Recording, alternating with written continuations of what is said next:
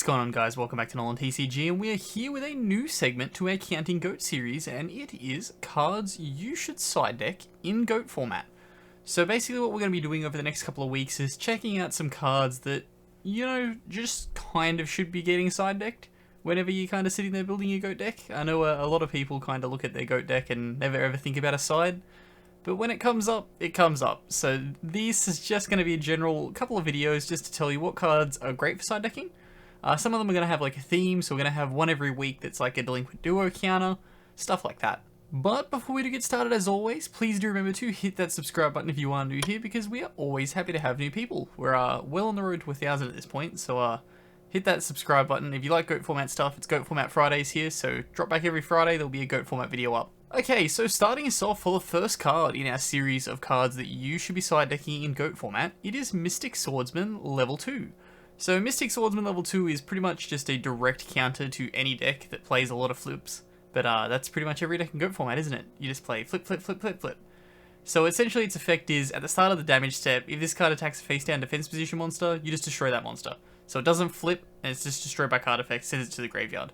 So during the end phase, it does rank itself up if you destroy a monster by battle. So I don't believe it triggers on its card effect, but rarely will you see anyone playing Mystic Swordsman level 4. You are solely playing Mystic Swordsman level 2 just so that you can stop flip effects. Okay, and the second card up here is King Tiger Wangu. So it essentially is just a floodgate. It's a floodgate with 1700 attack. There are a lot of Goat decks that this card hard counters. So you will see decks that can just completely revolve around King Tiger Wangu.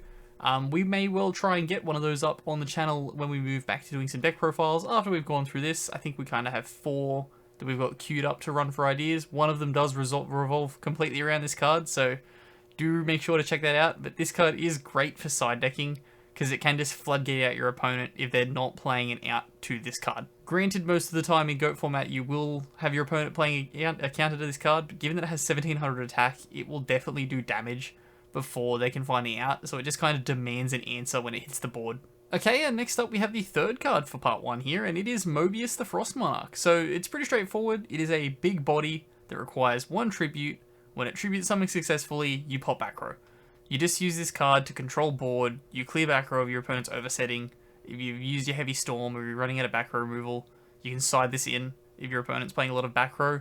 And then yeah, if it doesn't get its summon negated, like rarely will that ever happen, you're just going to drop it on board, pop 2 back row, and then you have a 2400 beater. Granted, in most Goat format decks, a lot of people don't play outs, or a lot of outs to a 2400 monster. Like you do typically have the BLS can out it, Chaos Sort can, I believe, can banish it. Jinzo crashes into this, but then after that you're looking at like just spell removal, so just like your Snatch Steals and stuff like that. Granted, whenever a Snatch Steal goes off, it's just going to out anything, so not the best thing in the world, but that's always going to happen. But you just side this card. Just side this card to clear back row, do big damage, and get out of there. So next up, we're going with the Spell and Trap option, and it is Skill Drain. So a lot of people forget that Skill Drain is at 3 in Goat format, so you can just go wild, play 3 of it. If you're typically playing a deck that your opponent has a tough time outing your bigger monsters, then you just play Skill Drain. So Skill Drain is just your hard counter to your opponent playing a lot of effects to out your board instead of playing beaters. It can really just swing the game in your favor. And finally, we have the last card here in part 1, and it is a hard counter to Delinquent Duo. So there is going to be the 5th card in every video we're going to try and have just being a hard counter to Delinquent Duo. And this one is Neko Main King. So its effect just reads, during your opponent's turn, when this card is in your possession is sent to graveyard by opponent's card effect, it becomes the end phase.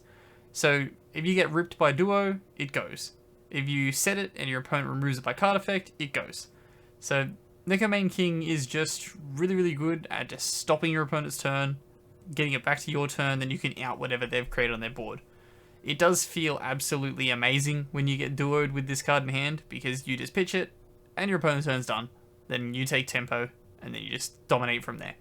So this card is a great side deck card if your opponent is outing everything by card effect, or you just don't want to get duoed.